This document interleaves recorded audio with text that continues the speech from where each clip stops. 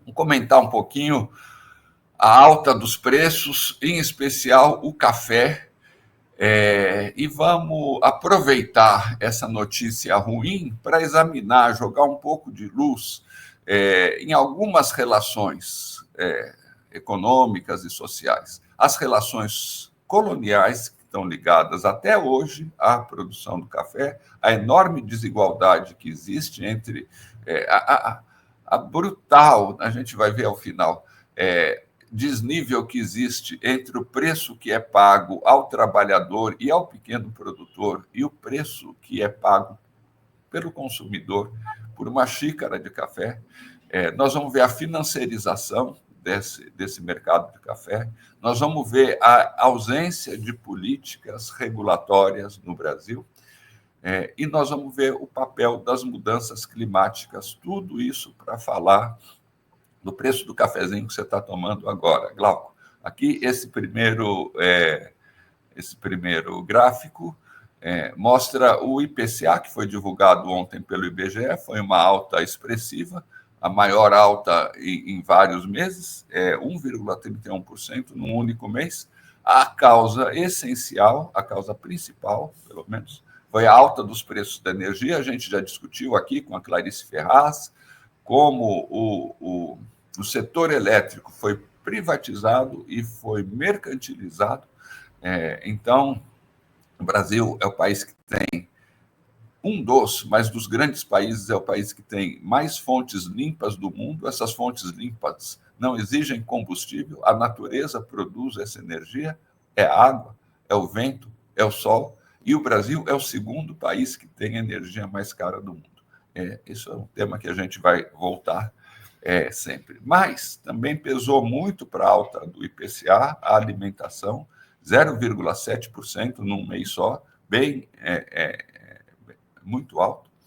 E o café moído subiu 10,7%, além dos 50,3% que ele já tinha subido nos últimos 3 meses. Nós já discutimos aqui com o Paulo Petersen o problema geral da internacionalização da agricultura brasileira, uma agricultura que não está voltada mais para abastecer a população, para alimentar a população, mas para ampliar os lucros de um pequeno setor, transformando a terra em instrumento para a produção de commodities para o mercado mundial. Nós vimos também com a Fernanda Melchiona que existe uma saída clara, é preciso ser debatida com a população, uma saída imediata, que é estabelecer impostos de exportação. Os impostos de importação que o governo, a liberação dos impostos de importação que o governo anunciou faz alguns dias, a gente viu também, é inócua, mostrou a Fernanda. Mas impostos de exportação podem ter um papel muito forte em fazer com que a comida e o café produzidos aqui no Brasil fiquem no Brasil. E o Gilmar Mauro nos contou também como isso é só o primeiro passo para uma reforma agrária agroecológica ou uma reforma agrária popular, como ele mesmo disse. Mas nós vamos examinar aqui como todos esses fatores são mais fortes ainda no café, no preço do café, que é, há mais de um século, uma commodity internacional, e a produção brasileira está praticamente toda voltada para o exterior. Nós vamos ver aqui esses fenômenos todos a partir de três textos recentes, Glauco. O primeiro é um texto da BBC que mostra...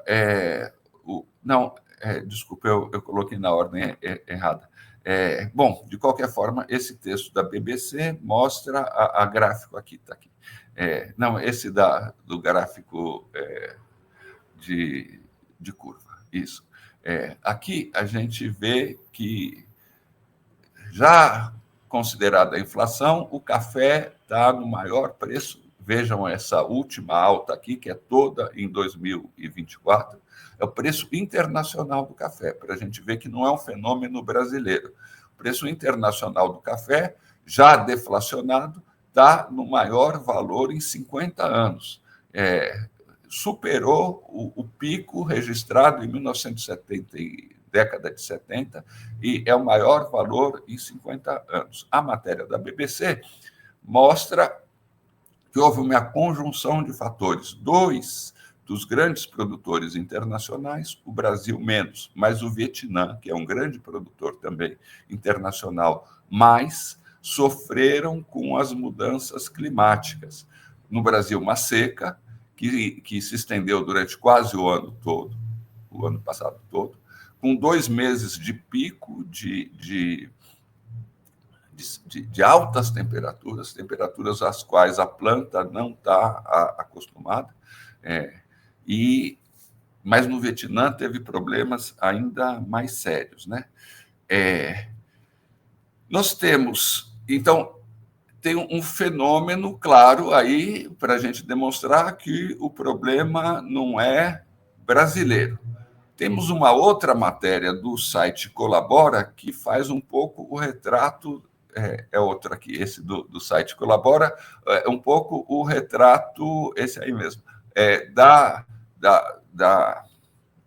mudança climática na produção de uma commodity altamente internacionalizada.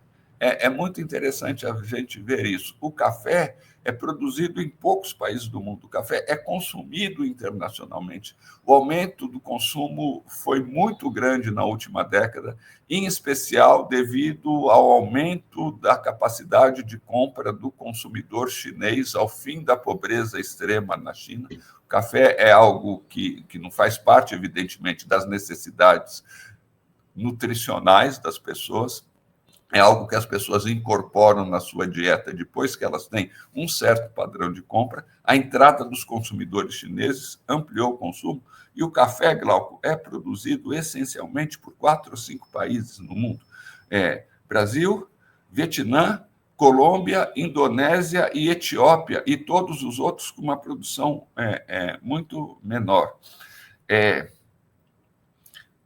Os dados do site Colabora mostram o drama brasileiro. Aqui está a tabela. A queda da produção brasileira, em algumas regiões a queda foi de 90%, mas, no cômputo geral, o Brasil produziu, em 2024, apenas 5,4% menos de café do que havia produzido em 2023, que é a produção tradicional.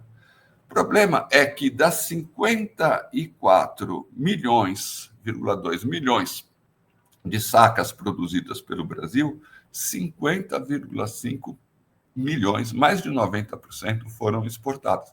Então, é o café como commodity internacional. Ou seja, os preços não são definidos mais essencialmente pelo mercado brasileiro.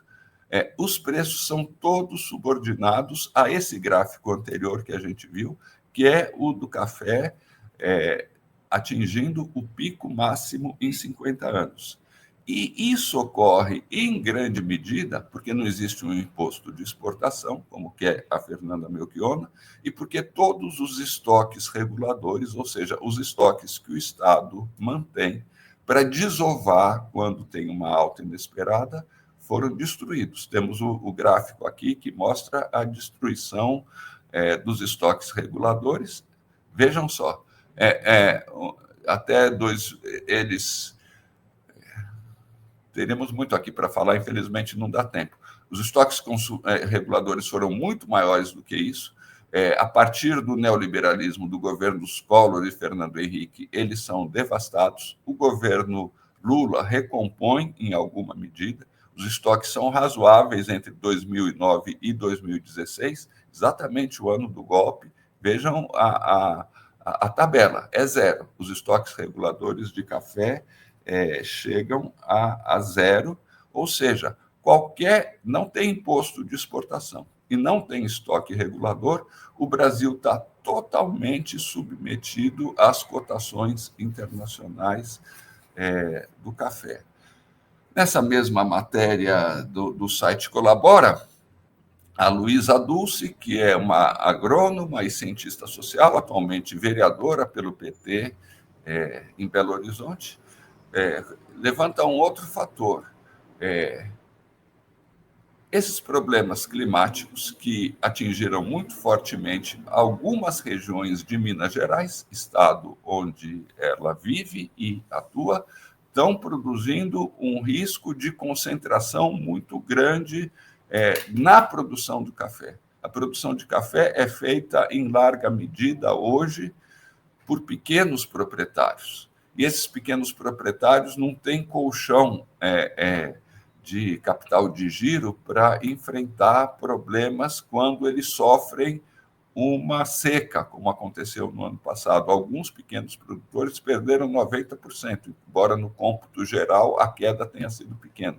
Então, há o risco, diz a Luísa Dulce, de uma forte concentração da produção, da própria produção do café, com os grandes produtores abocanhando os pequenos, porque eles têm mais condições e mais acesso a mercados financeiros para suportar essa situação.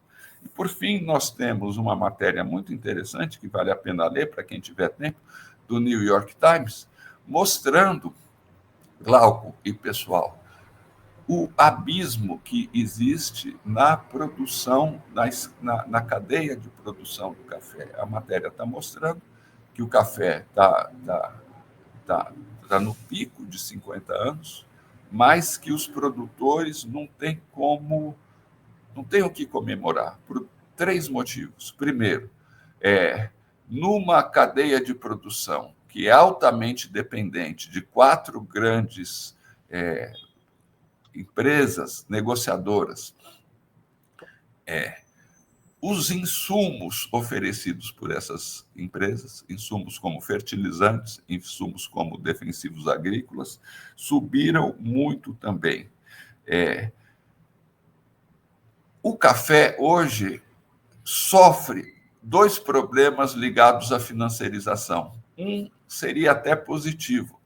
Está surgindo em muitos países do mundo, a União Europeia em especial, a consciência que não é possível continuar comprando café que é originário de desmatamento.